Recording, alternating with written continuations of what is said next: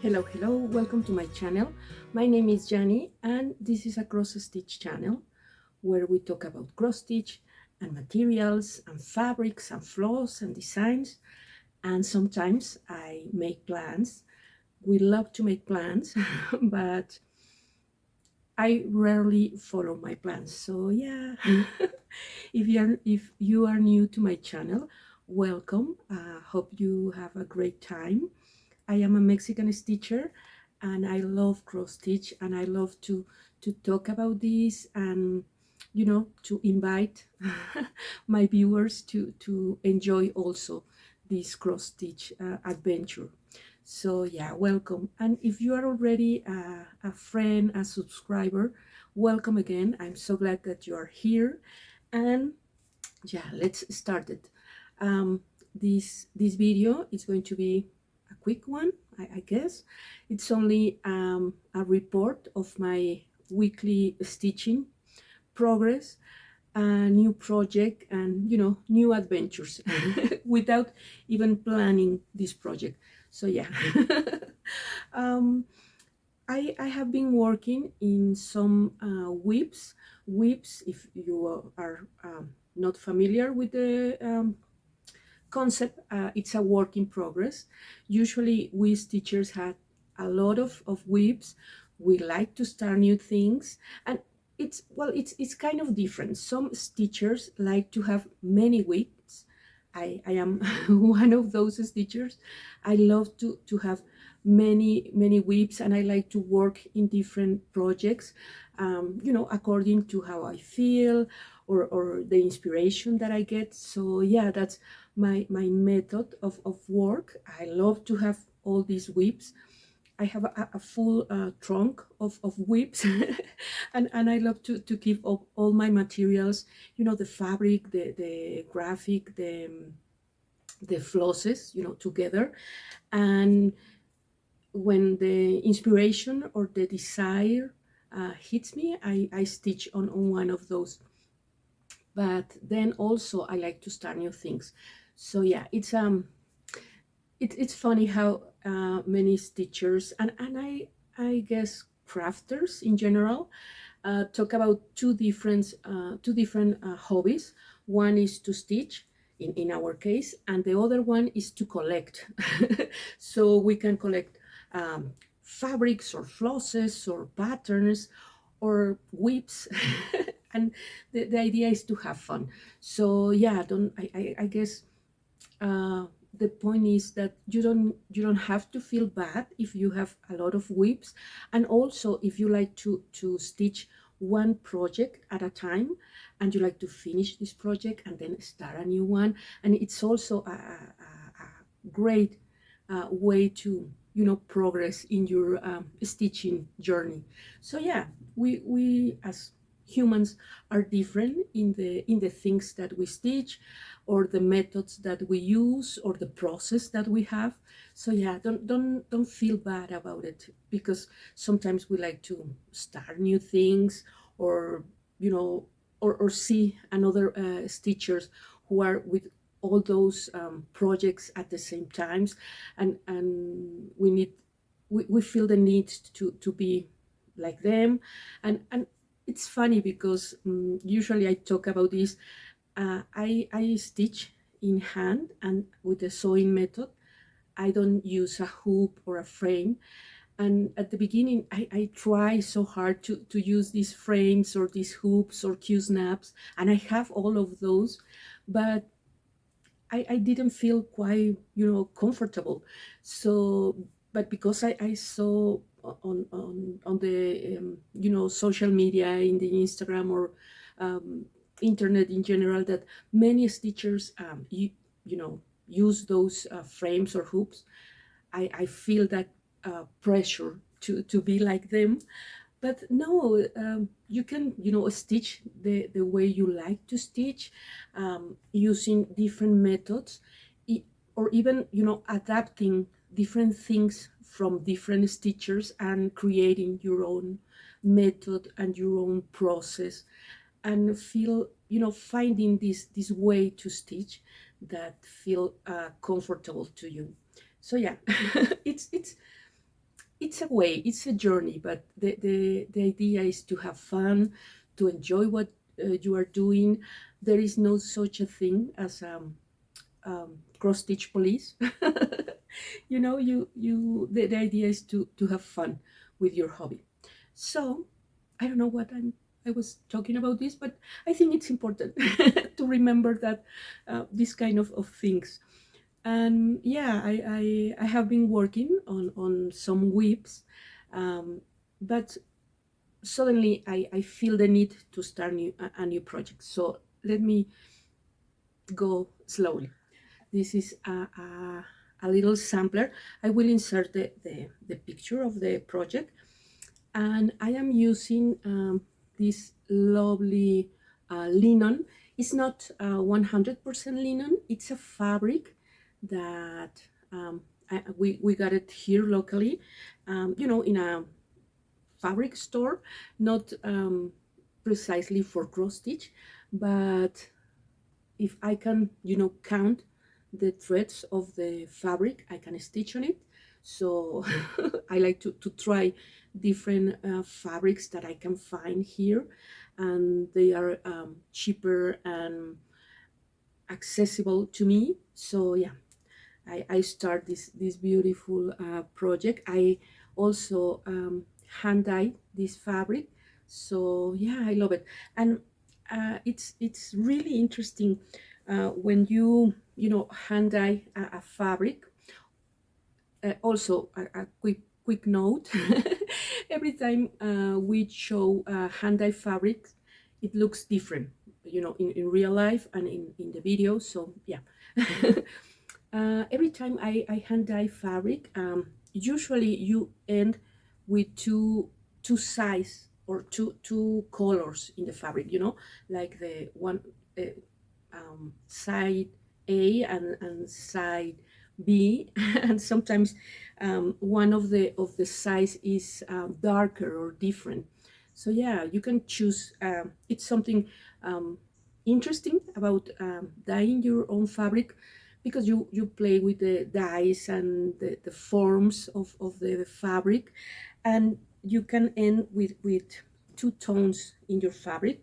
So you can choose, you know, for example, in this case, the darker one, or you can choose a light one. So yeah, I always like to see those differences in my fabric. Or sometimes one corner it's a little different, a little darker, and you can, you know, stitch on that area of your fabric. So yeah, so this is a test that I start this project to see if I can use this fabric in particular, and I really love it. And I'm stitching this with CXE flosses, which are these polyester flosses, and I love it. I love how they look. I'm using one floss over two threads of the fabric. The count it's irregular. It's about 46 by 40. So yeah, I like it. I like to use this uneven fabric in samplers, and you can achieve, you know, this antique look, because usually when we stitch a representation of from, you know, old samplers, the fabrics are uneven.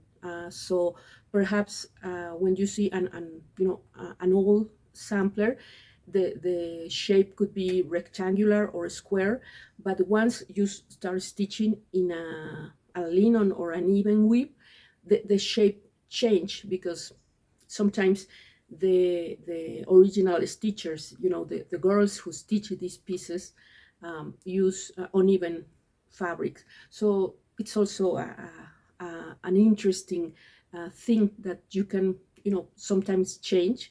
If you use an uneven fabric, the final shape of your piece is going to be different. So in this case, because I'm using a 46 by 40, my motifs look a little like smaller, but I love it. I love it. And the design, it's really small and really classic. And yeah, I think it looks great. So this is my first current project. I will try to be working on it, and if not, that's okay too. And I'm also working on this sampler by Plum Street Sampler, and this is Friends of the Heart, and it's really really lovely. I love the colors of this design. I am using again a CXC colors, which with CXC, even though it's a polyester floss, they use the same numbers as DMC. So if you have a chart and it's called for colors of DMC, you know, the numbers of DMC, you can look for the colors in CXC, and they are not an exact match, very similar, but yeah, they have certain you know, variation. Some colors are exactly the same, and some others, you know, between CXC and DMC are slightly different. But I usually, when I use CXC in a project, I usually, you know, put all the CXC in the project. And sometimes if I am missing one of the colors, I can use DMC. But for example, for this central figure, I use, you know, just CXC. If I use CXC and then decide to use the same color of DMC, you're going to see the difference. So yeah, I can use both DMC and CXC in the same project, but not for the same color, because it's going to be certain differences. But yeah, I love it. I love it. It looks so pretty. And this fabric, it's another local fabric. It's cotton, and I hand dyed this, and it looks so pretty. So yeah, and for this project, I am playing with my backside, the backside of my project, you know, trying to achieve this back that I was taught to, how to stitch properly with the all the vertical lines, and was something that at the school, when we were, you know, little girls, they teach us that we have to do it that way. But it's something that you don't need to do with these modern designs or even different methods of a stitch. The back side of your projects is going to be different. All the back sides of all the stitching for me are perfect. You can, you know, jump your flosses from one side to another, or you can choose to make, you know, the perfect back side. But the idea again is to enjoy that process. So for this project, I am, you know, playing a little bit, trying to achieve this method or this backside that I was taught at, you know, at school with the nuns and the teachers, and it was sometimes really really difficult, because if you didn't do it correctly, you have to undo all the stitching and start again, and they were really strict. And sometimes, you know, you get frustrated, and you stop stitching because you say, you were in that position of saying, you know what, I'm not enjoying this, I have to do it because it's you know, a homework for the school, but never again. So many teachers, you know, over all these years have reached me and say, you know what, Jenny, it's kind of liberated to know that I don't have to make this perfect backside of my stitching, that I can enjoy the process and the methods, and it's fantastic, and that it's the goal. You need to enjoy your stitching.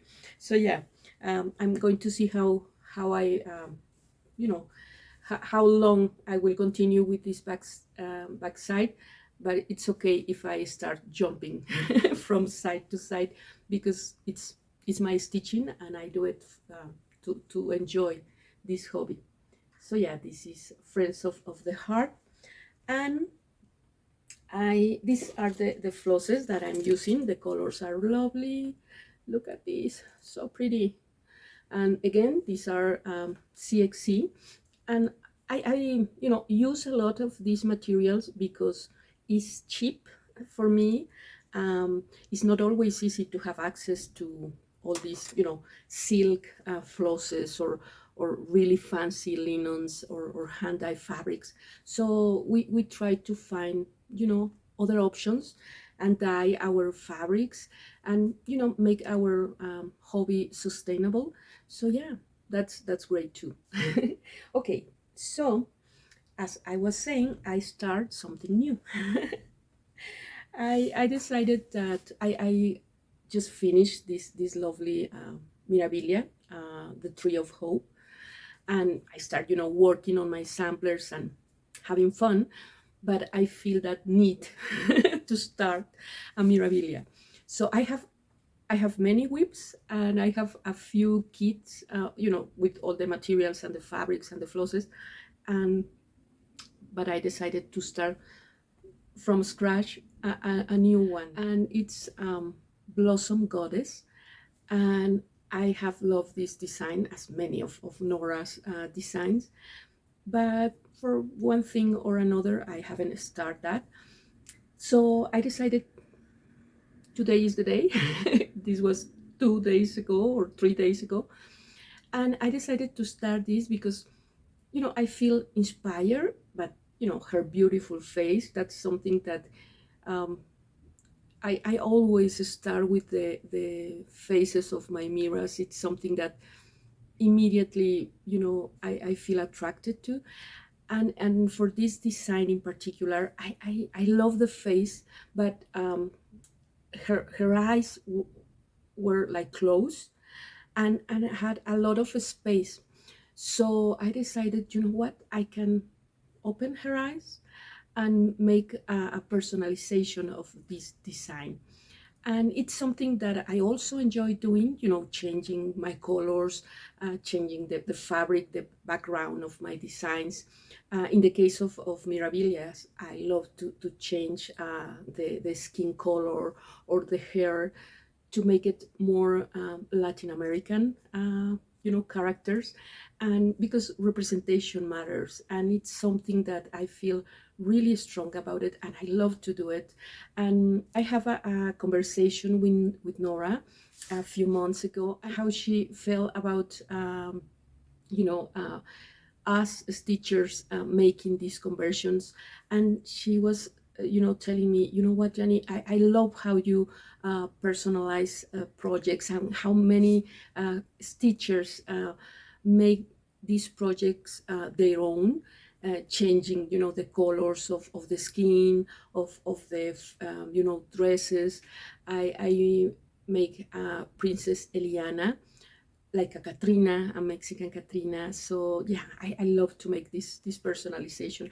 And I was talking about in a virtual retreat that I have on Instagram, that at the end we all personalize our stitching, because we stitch different from other stitchers. And even though you can use the same materials, the same fabric, stitching the same pattern, and it's going to be different, it's going to be yours.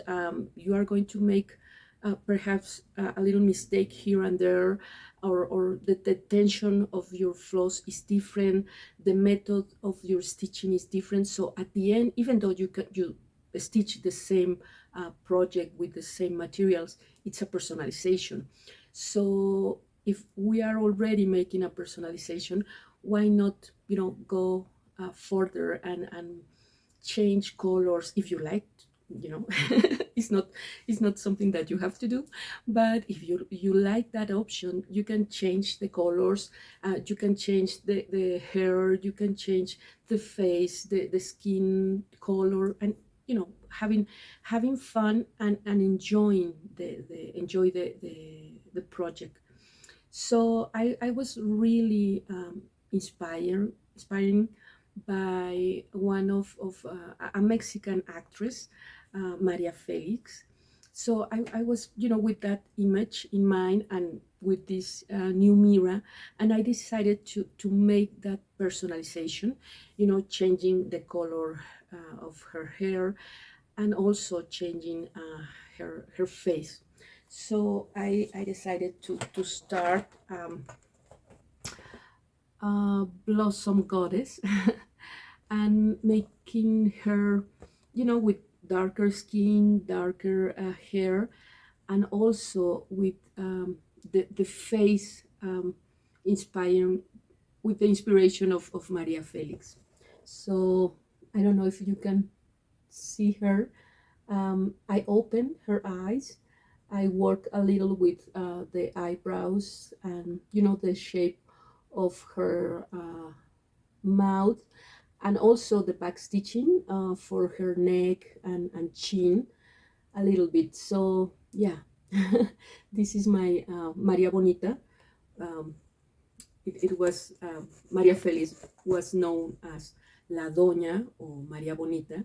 So yeah, this is my new start, and with the inspiration of Maria Felix. So I love it. I love it. And of course, I change the colors of her skin, of her hair, and I will keep the rest of the colors. It's a very colorful design, so I really love it. And I'm going to keep stitching on her. So yeah, it was that neat, to start a new project, and I am really, really happy. Um, it's she's a really long design, skinny and long design, so hopefully it won't take me long to finish her, but nevertheless I'm going to enjoy this new adventure. So yeah, this is my new mirror with a new face. And I changed the color of these leaves, because in the original design it was called for a water lilies silk that I didn't have, at the moment. So I used um, a floss that I dyed with similar colors. So yeah, the fabric, I also dyed this fabric. It's a linen 36, and I really enjoy to stitch mirrors in 36. Usually you can stitch mirrors on 14, Aida 14, or 28 count, or Aida 16, or 32 count. It's, regularly you can use those fabrics, but I like to use smaller fabric, this 36, which is equivalent to Aida 18, because I like my mirrors lately, like tiny mirrors, a little smaller, and they look so cute. With this count, I only need to change the size of the beads. Usually with petite beads by Mill Hill, you can fit in the 36 fabric without any problem. I don't have many Mill Hills or petite Mill Hills, so I look here at the like jewelry stores where you can find beads, plastic beads or crystal beads, and they have these really tiny ones that I can use on my projects, and they are really cheap. So yeah, I will be using a conversion of my beads, trying to adapt the size of the beads to get a little smaller to fit in the fabric. So yeah, that is my report for the week, with this impromptu new start. I have this this need to start a new mirror, and I will keep stitching on my samplers. On weekends I usually watch Flosstube channels, and always I get inspiration from them with new samplers and new projects, and I want to start everything.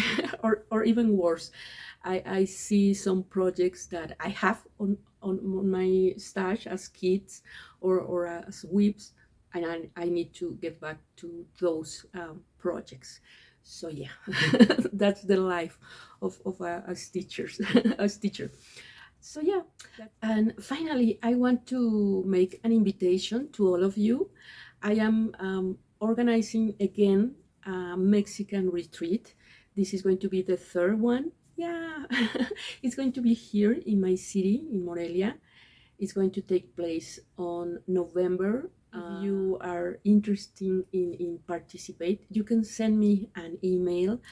I will be so glad to receive all of you that want to come to Mexico and visit, Mexican teachers. And we also have, teachers from Colombia, Venezuela, Spain, Costa Rica, United States. So it's a international retreat.